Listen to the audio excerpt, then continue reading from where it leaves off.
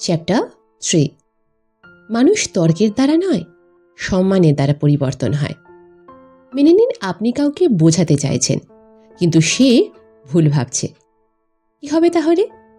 যদি আপনি তাকে সবকিছু সামনেই বলে দেন, তুই তো সবসময় উল্টোই ভাবিস, বা চিন্তা ভাবনাই বেকার, এবার আপনি যতই সঠিক কথা বলুন, আপনার সামনে থাকা মানুষ আপনার কথা শুনবেই না। কেন? কারণ আপনি তার সম্মানকে আঘাত করেন। লেস্কিপ্লিন বলেন, মানুষ বেশিরভাগ সময় এই কারণে রিয়্যাক্ট করে কারণ তারা ফিল করে যে তাদের ইগো হার্ট হয়েছে। মানুষ তর্কের দ্বারা কম, সম্মানের দ্বারা বেশি বোঝে।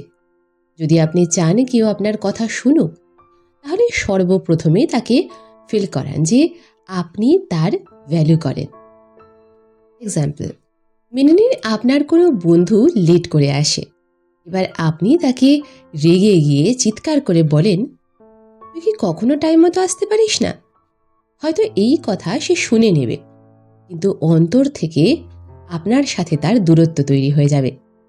এবার যদি আপনি তাকে বলেন, জানি তুই বিজি থাকিস, কিন্তু তুই যদি টাইমে চলে আসিস তাহলে আরও ভালো হবে। এবার সে ফিল করে আপনি তার সম্মানও করছেন আর সফটলি নিজের পয়েন্টটাও রাখছেন। এটাই আর্ট মানুষের সাথে ডিল করার। যখন আপনি আপনার সামনে থাকা মানুষের ডিগনিটি বাঁচিয়ে কথা বলেন, তখন সেই কথা মনেও লাগে আর সম্পর্কও ভাঙে না। এর অর্থ এই নয় আপনি মিথ্যে বলুন বা ভয়ে ভয়ে কথা বলুন। অর্থ শুধু এইটুকুই যে যদি আপনি কাউকে বদলাতে চান, তাহলে তাকে ফিল করান যে সে আপনার নজরে ছোট নয়। লেস্কিপ্লিন বলেন, কাউকে ছোট করে উপরে ওঠা যায় না। তাই যদি আপনি বদল চান, তাহলে রেসপেক্ট দিয়ে শুরু করুন।